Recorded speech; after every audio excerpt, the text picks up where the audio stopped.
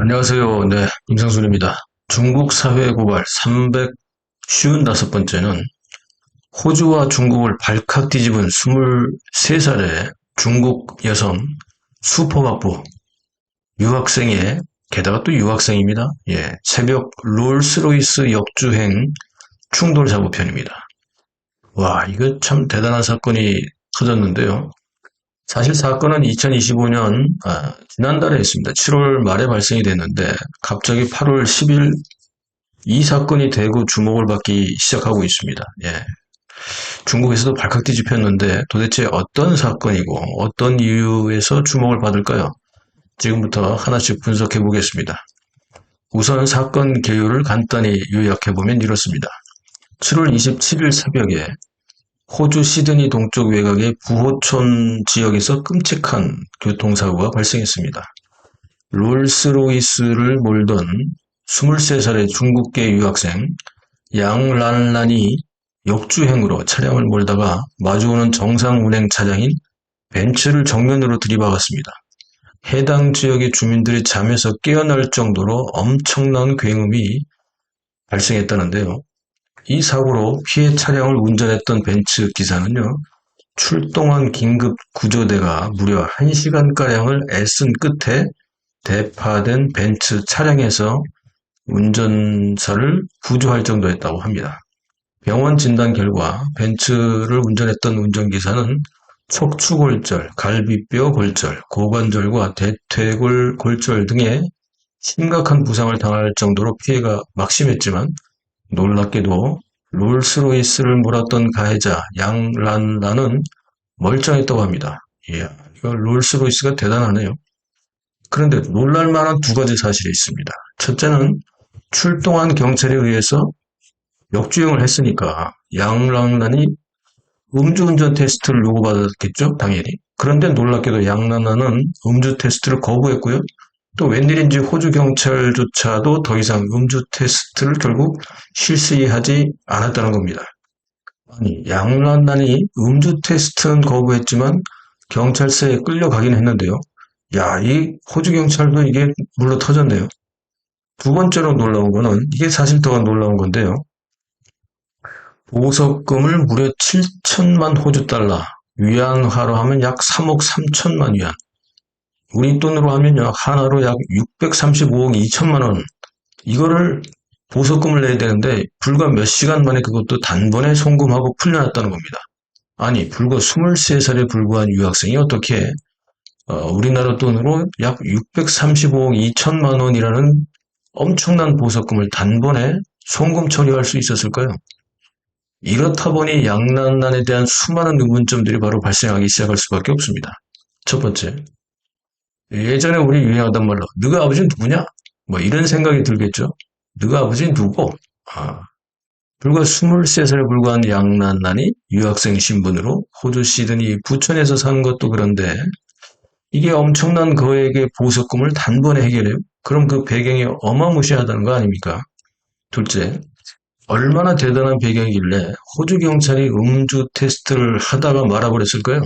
도대체 상부로부터 어떤 통지를 받았던 걸까요? 이 역시 양란란의 배경과 연관이 있으니 도대체 얼마나 막강한 배경이 뒤에 있었다는 걸까요?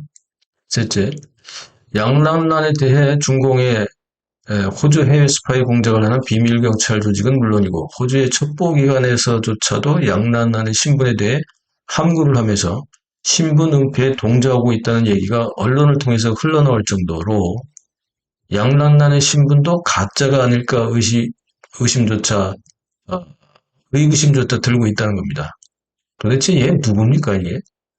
그도 그럴 것이 웬만한 신분이라면 네티즌들이 신상털기를 하면 금방 찾아내는데요. 유독 양란란에 대한 아무런 정보도 인터넷에서 얻을 수 없었기 때문입니다. 그렇다면 양란란은 도대체 누구란 말입니까? 얼마나 대단한 배경이 뒤에 있을까요? 네 번째, 보석금 635억 2천만 원, 7천만 호주 달러를 단번에 송금할 정도라면 양란란의 구조에는 도대체 얼마나 있을까요? 인터넷에 떠도는 루머에 의하면 양란란의 구조에는 무려 2,700억 이상의 호주 달러가 있다는 겁니다. 이건 약 245조 원이나 되는데요. 이 루머에 대해서 황구시보 전 편집장이었던 후시진은 이 정도면 아시아 최고 부자이고 전 세계 부호 5위에 해당되는 숫자라서 이건 가짜라고 할 정도다. 이렇게 또 이제 반박을 했는데요. 그러자 실제 공개된 해외 갑부들은 자산이 공개된 숫자지만 그러나 중공의 고위층 같은 작자들의 자산이 언제 공개된 적이 있냐? 진짜 아시아나 세계 갑부는 전제정치, 독재국가의 고위층들이라고 후시진이의 그 입방정을 격렬히 비판했습니다. 스캔들을 숨기다가 불명예 강제 은퇴를 당한 후시진은 괜히 나대다가 제대로 된 촌철살인을 당한 셈이죠.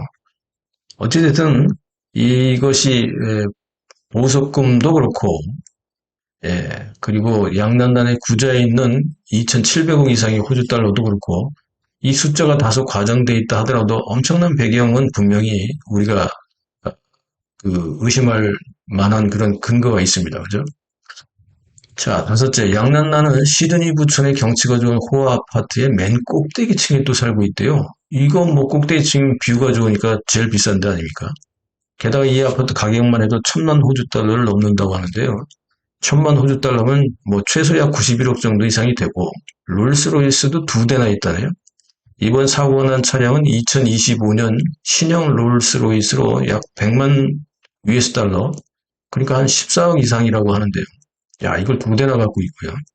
여섯째, 양난난을 경호하던 거구의 남자 신분이 네티즌들에 의해 밝혀지고 있는데요. 양난난의 경우는 인민해방군의 중교, 즉 중령급 신분이라는 겁니다. 중령에서 대령 사이 정도 되는데 중교면.